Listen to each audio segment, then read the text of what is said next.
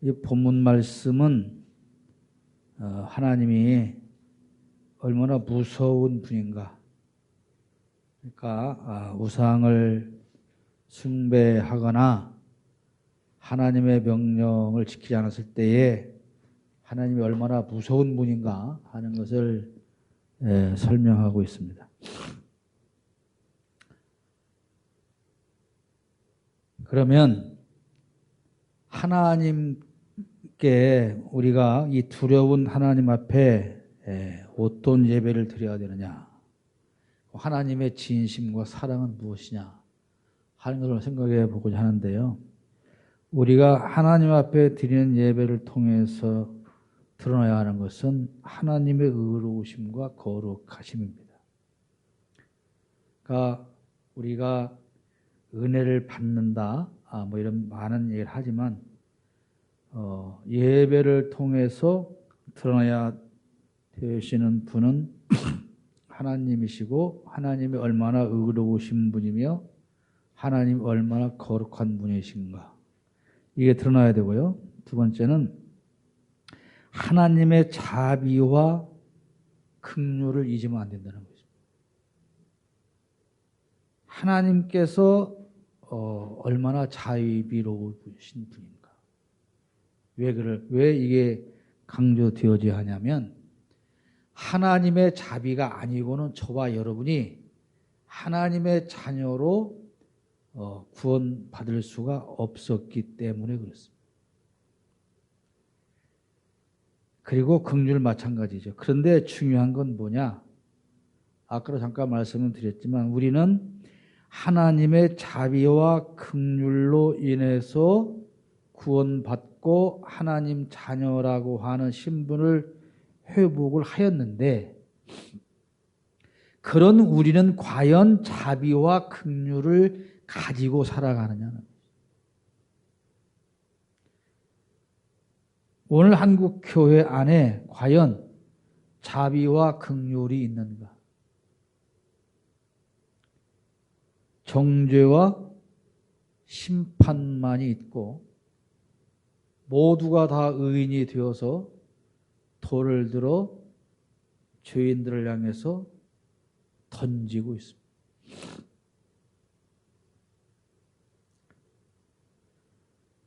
오늘 본문에 하나님은 두려우신 분이다, 이런 말씀을 하고 있는데요. 하나님 앞에서 갖는 두려움은 공포가 아니라는 것입니다. 이런 거죠. 우리가 아이들을 교육할 때 이렇게 하지 말고 이렇게 해서 엄마 아빠 말 잘 들어야 된다, 이 말 안 듣고 네 마음대로 살면 혼난다, 아빠가 얼마나 무서운 거 알아? 이런 것이죠. 거기서 아빠 엄마는 무서운 사람이야 라고 말할 때 아이들에게 공포심을 주는 게 아니라는 거죠. 우리가 하나님 앞에 갖는 두려움은 우상 앞에서 갖는 그런 불안과 공포가 아닌 것입니다. 근데 우상을 섬기는 사람들은 그 우상들 앞에 두려움과 불안과 공포를 갖기 때문에 어떻게 해요? 그 신들의 비위를 맞추기 위해서, 기분을 상하지 않게 하기 위해서 자기들이 생각해서 어떻게 하면 저 신이 기분 나쁘지 않을까, 이걸 연구하다가 심지어 자기 자식을 불태워서 제물로 바치기까지 하는 어리석은 일을 행했다고 하는 것이죠. 이게 안 하면 우리 죽어, 이렇게 하면 우리 죽어. 그러니까 우리가 살기 위해서 자기가 믿는 그 신이 노여워하기 전에, 진노하기 전에 우리가 알아서 잘 비율을 맞춰줘야지 하는 것이 이방 종교 의식이며 행위인 것입니다. 이렇게 해서 자신들이 만들어낸 그 방법으로 그 우상들을 숭배하는데, 그럼 기독교는 어쩌냐는 것이죠. 우리도 이런 경우가 너무 많다는 겁니다. 우리가 하나님 앞에 예배한다고 하면서 우상들의 기분을 맞추는 것 같은 비위를 맞추어서 더 기분을 좋게 하는 것 같은 여러 가지 방법을 고안해서 하는 것은 마치 우상 숭배하는 것과 마찬가지다. 그러니까 여러 번 강조되고 또 강조되는 거지만 우리가 하나님 앞에 하는 예배는 하나님 기분 맞추기 위해서 하는 게 아니고요. 노여움 푸시고 제발 나한테 배락으로 때리지 마세요. 그런 게 아니라는.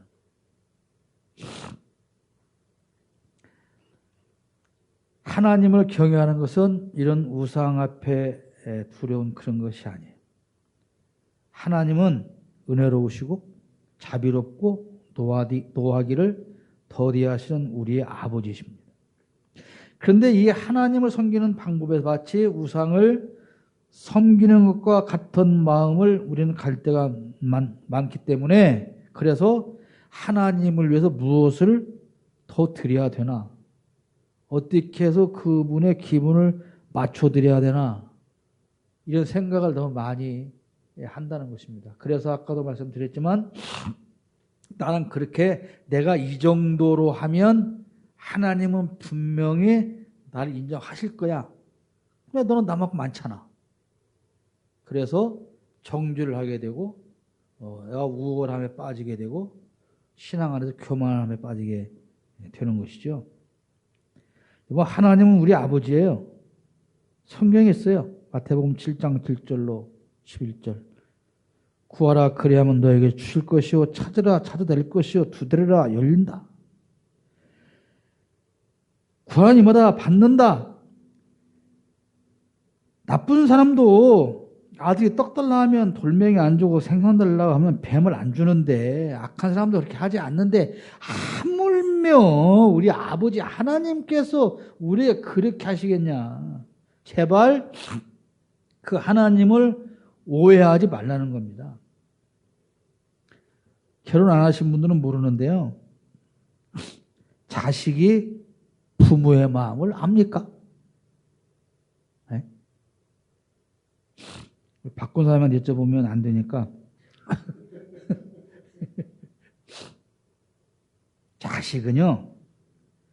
자식은 결코 부모의 마음을 몰라요. 근데 자식들이 뭐라 그래요? 엄마 아빠 사랑해요. 그 말은 뭐예요? 사랑해요. 그러니까 내놓으세요. 그란 말이에요. 그러죠? 자식이 부모한테 사랑한다는 것은 내놓으라는 거예요. 근데 부모가 자식한테 나를 사랑한다. 그 얘기는 뭐예요? 필요한 거 뭐 있냐? 필요한 거 뭐예요? 줄게. 이게 질이 다릅니다. 똑같이 사랑이라는 단어를 쓰는데 완전히 달라요. 그러니까 애들이 느닷없이서 목소리 나긋나긋한 목소리로 엄마, 아빠 이러면 이제 긴장해야 되는 거예요. 저것들한테 또 뭘 뜯겨야 되나 하고. 자식은 부모 마음을 모르죠. 그래서 부모들이 속썩이는 자식 보고 뭐라 그래요? 꼭 너 나중에 시집 가서 꼭 너 같은 딸 하나만 낳아라. 너 장가 가서 꼭 너 같은 아들놈 하나만 낳아라. 부모가 되면 조금 알아요. 부모가 되면 제 경우도 보니까 부모가 되면 조금 아는데 조금 알만하면 부모는 이미 안 계시죠. 자식들은 부모한테 뭘 이렇게 달라고 떼쓰잖아요. 그러면 야, 우리 엄마가 나 이거 사줬다 이게 아니에요. 내가 우리 엄마한테 떼써서 이거 받아냈다, 득템했다. 지가 얻어낸 거지. 거기에 부모 사랑은 전혀 없어요. 야, 너 이거 어떻게 네 엄마가 너 사줬어? 3일 동안 졸랐지 뭐. 그러니까 지가 졸라된 그 공으로 지가 이 득템한 거지. 부모가 저를 사랑해서 준 게 아니라는 거예요. 자식이 때를 쓰면 마지못해서 겨우 그것만 달랑 부모가 주는 게 아닙니다. 예를 들어서 엄마 나 청바지 하나 사줘, 청바지 하나 사줘 그러면 못쟁이 하고 청바지 하나 사러 가서 청바지만 딸랑 사갖고 오는 게 아니고 그 신발도 사야 할 텐데 모자도 사야 할 텐데 그게 부모라는 걸 자식들은 모르는 거예요. 우리 하나님이 그런 분인데 우리에게 하나님은 그런 분인데 내 자식이 내 마음을 모르는 것처럼 그 하나님 아버지가 나를 얼마나 사랑하시는가를 우리는 모르고 그저 비유 맞춰서 혼나지 않으려고 전전긍긍한다. 저는 굉장히 어려운 지난 날들을 많이 살았는데요. 제가 정말 죽을 것만 같이 고통스러웠던 그 시절 그 순간에 한마디 말씀을 붙잡고 지금까지 살아왔습니다. 이사야 49장 15절 말씀입니다. 여인이 어찌 그 젖먹는 자식을 잊겠습니까? 자기 태에서 난 아들을 긍휼히 여기지 않겠느냐?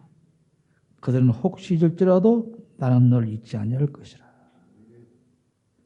그래서 16절에 말씀하십니다. 나는 너를 내 손바닥에 새겼다. 우리가 중요한 것을 급할 때 손바닥에 메모하지요. 잘못해서 닦으면 지워지지만 손바닥에 메모하고 쳐다보면 잊지 않습니다. 손바닥에 근데 하나님은 새겼다 그랬어요. 내 이름을 하나님께서 자신의 손바닥에 새기고 이렇게 쳐다보시는데 그 하나님이 나를 잊을 리가 있습니까?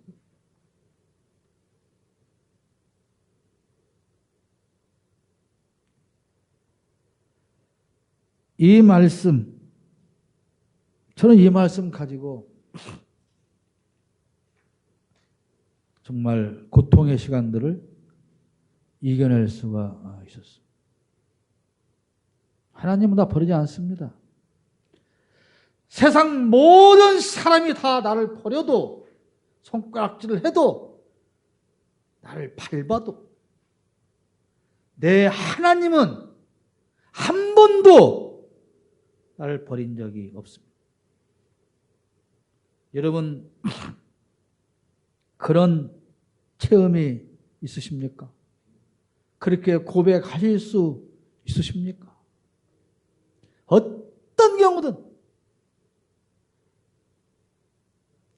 우리 아버지 어머니가 나를 버린다 할지라도 하나님은 한 번도 나를 버리지 않았습니다. 저는 그래서 오늘을 살고 있습니다. 여러분들의 하나님도 나의 하나님과 같은 분인 걸 믿습니다. 아버지의 사랑, 그 하나님 아버지의 사랑을 알고 살아가는 사람만이 하나님 앞에 바른 예배를 하고 하나님의 자녀로서의 삶을 살아갈 수가 있는 것이죠. 하나님의 진심은 우리를 사랑하시는 거예요. 이사야 1장 2절로 5절에 하늘이여 들으라 땅이여 귀를 기울이라 시작해서 하는 이 이사야 선지의 눈물 한탄, 하소연은 부패한 이스라엘을 보고 지금 슬퍼하는 하나님의 심정을 그대로 표현하고 있는 겁니다. 여러분, 여러분의 자녀들은 그런 자녀들이 없어서 경험이 없으리라고 믿습니다만은 혹시 자식이 부모 속을 썩이면 그것을 당장 패 죽여버리고 싶을까요? 그 자식을 보는 마음이 슬플까요? 네? 모르죠, 여러분들은. 속 썩이는 자식을 둬본 적 있어야 알지. 효자만 두어가지고. 자식이 아무리 속을 썩인다고 해서 저것을 내가 당장 목을 쳐버려야지 이런 부분은 없는 거예요. 그 속 썩이는 자식을 볼 때 너무 마음이 아프고 슬픈 거죠. 그게 이사야 1장 2절 5절에 있는 말씀이에요.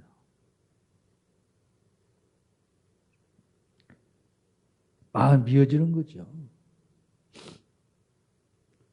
그러니까 이 말씀의 내용은 뭐냐? 하나님은 그렇게 너희들이 잘못하기만 하면 그저 준비하겠다 목을 댕강 치는 그런 하나님이 아니다. 너희가 죄를 지었을 때 하나님이 심판하고 진노하고 하시는 그 모든 것이 다 너희를 사랑이다. 너희를 향한. 하나님은 오늘 그런 말씀을 우리에게 하시는 겁니다. 하나님의 진심은 사랑이다. 부모가 자식에게 바라는 것은 물질이 아닙니다. 그 자식이 잘 되는 것입니다. 그게 하나님의 진심입니다. 하나님은 돈이나 희생이나 물질로 우리가 섬기기를 원하지 않습니다. 우리가 또 그걸로 섬길 수도 없습니다. 진심으로 하나님을 사랑하고 행복하고 기뻐하는 우리 인격의 중심으로 하나님 앞에 두 손 들고 행복하는 것이 하나님을 인정하고 섬기는 것입니다.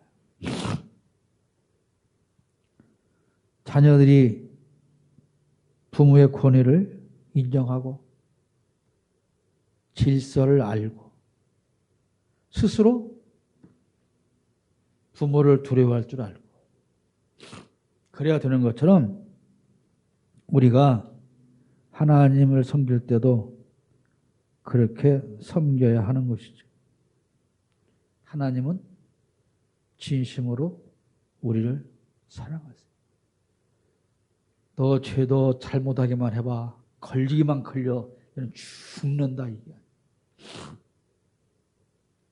그랬더니 애들이 잘못하면 집에 안 들어와요. 지가 잘못하고.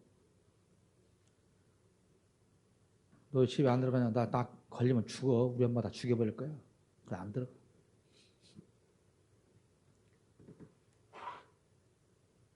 그거는 부모의 진심을 모르는 거죠. 부모의 사랑을 모르는 겁니다. 하나님께서 우리에게 기회가 될 때마다 법을 지키라고 강조하시는데 그 이유가 바로 우리를 사랑하시기 때문에 그런 거예요.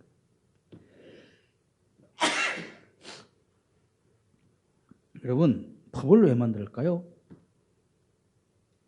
법은 사람을 죽이려고 만드는 게 아니고 살리기 위해서 만드는 거예요. 중앙선. 여러분, 중앙선이 없으면 한쪽 길이 막힐 때 얼마나 빨리 넘어서 다 가겠어요. 근데 중앙선이 없어지면 과연 양쪽이 더 잘 달릴까요? 안 되는 거죠. 그 중앙선이 있기 때문에 질서가 만들어지고 사고를 방지하게 되는 것입니다.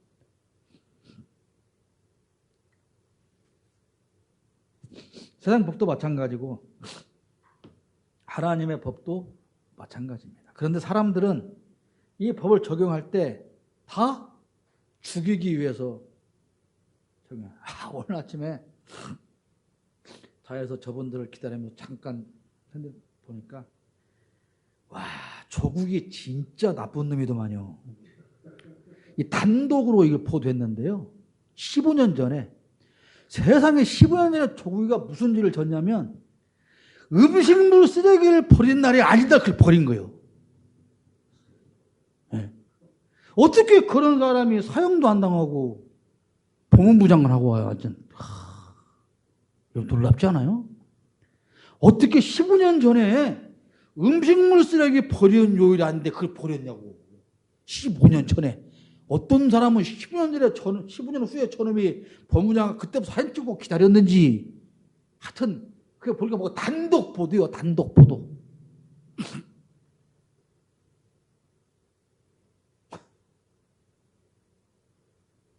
나 조국 잘 몰라요. 우리 조국 대한민국은 좀 알아도 나 그쪽 조국은 잘 모르지만 하는 짓을 보면 한마디 더 할까요? 지금 우리 대한민국에서 제일 흠도 점도 티도 하나도 없는 사람이 누구예요? 아니요. 황아무개 장로님이죠. 두 번째는 사경원인지 나경원인지 하여튼 모르지만 그 이름 경원이라는 그 아줌마가 두 번째 깨끗한 사람이에요.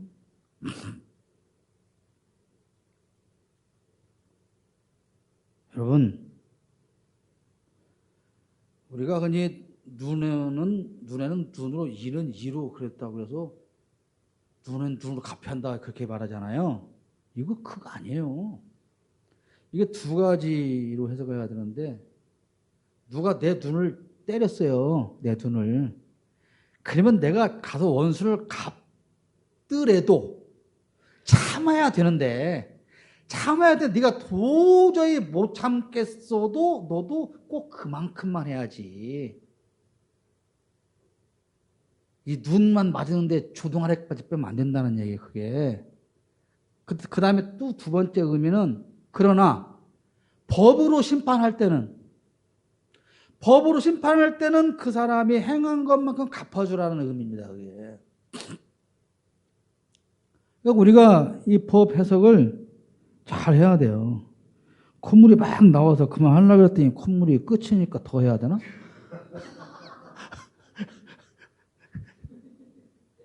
어떤 게 하나님의 뜻일까? 그만하는 게 뜻일까? 더 해야 하는 뜻일까? 우리가 제발 아까 앞에 말씀드린 것처럼 자비와 긍휼을 우리는 잊어버리면 안 된다는 거예요. 왜? 그 자비와 긍휼로 내가 살고 있기 때문에 나도 그 자비와 긍휼을 가지고 세상을 살지 않으면 하나님과 상관이 없는 사람이라는 것이죠. 결론적으로 콧물 나오거나 말거나 아킬로 내야겠네. 하나님은 우리에게 복을 주시려고 우리를 만드셨고 그래서 우리가 타락해서 그 자격을 잃었을 때 다시 회복시켜서 그거를 해 주시려고 여기까지 찾아오신 하나님이에요. 그 하나님이 그냥 우리가 요만큼 한번 잘못한다고 당장 쳐 죽이겠냐. 그게 아니다. 하나님은 그런 분이 아니다. 우상들처럼 심판자의 자리에 서서 우리에게 군림하고 우리를 짓밟고 우리에게 공포와 두려움을 주지 않는다. 우리를 외면하거나 잊지 않으시고 진심으로 우리를 사랑하시는 하나님. 그러므로 우리도 그렇게 내 이웃과 세상에 대해서 심판하거나 외면하거나 시기심을 갖는 그러한 삶이 아니라 자비와 긍휼을 가지고 저 사람들과는 다른 모습의 삶을 살아가야 된다. 그런 얘기입니다.